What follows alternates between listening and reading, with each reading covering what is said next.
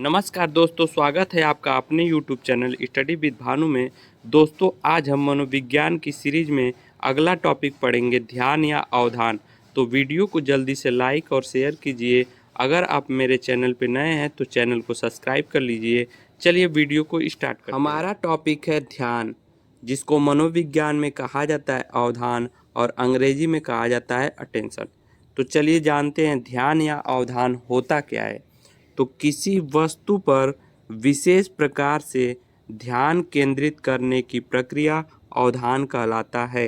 अर्थात किसी वस्तु पर अगर एकाग्र होकर अपने ध्यान को केंद्रित करते हैं तो वो क्या कहलाता है, अवधान कहलाता है। ठीक है, आगे है अवधान की कुछ परिभाषाएं हैं।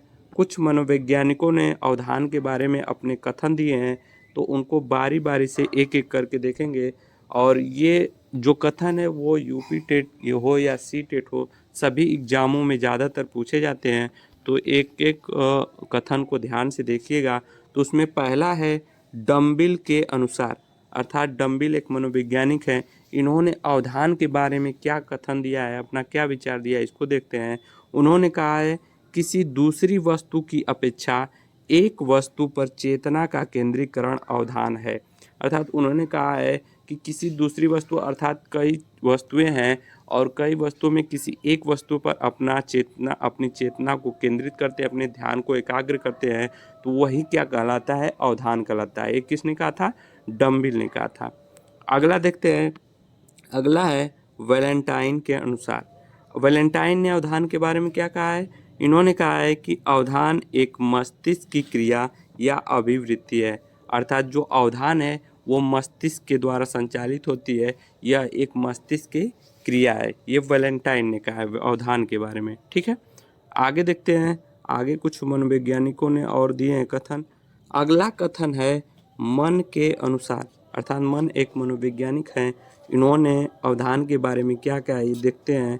उन्होंने कहा है अवधान एक अभिप्रेरणा की प्रक्रिया है।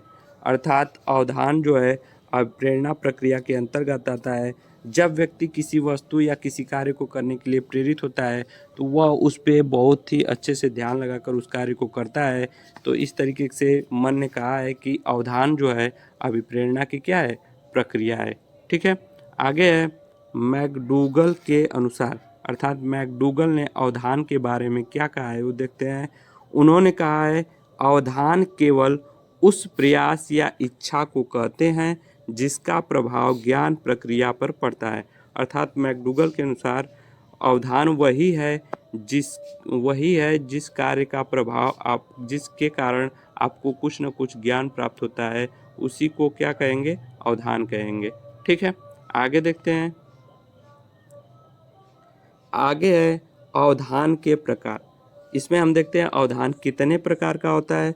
तो अवधान दो प्रकार का होता है। पहला है ऐच्छिक अवधान, दूसरा है अनैच्छिक अवधान। तो एक एक करके देखते हैं दोनों को कि क्या होता है ऐच्छिक अवधान और क्या होता है अनैच्छिक अवधान। चलिए देखते हैं। पहला है ऐच्छिक अवधान। अर्थात ऐच्छिक शब्द से ही पता चल रहा है कि इच्छा के अनुसार।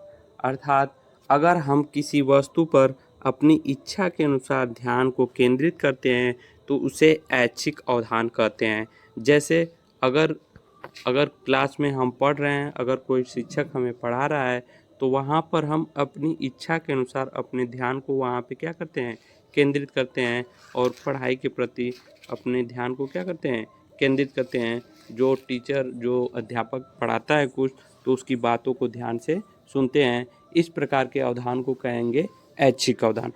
अगला देखते हैं, अगला है अनैच्छिक अवधान। ऐच्छिक अवधान देख लिया हम लोग ने, अब देखेंगे अनैच्छिक अवधान क्या होता है।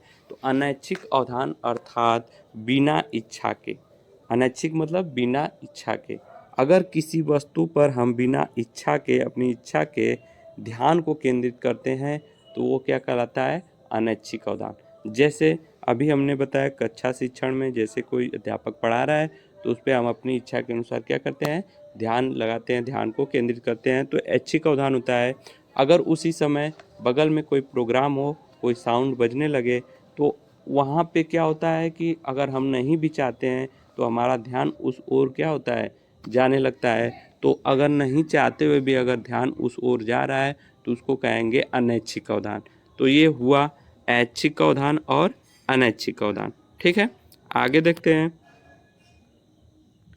आगे है अवधान को प्रभावित करने वाले कारक, अर्थात अवधान को कौन कौन से कारक हैं जो प्रभावित करते हैं, वो हम एक एक करके देखेंगे।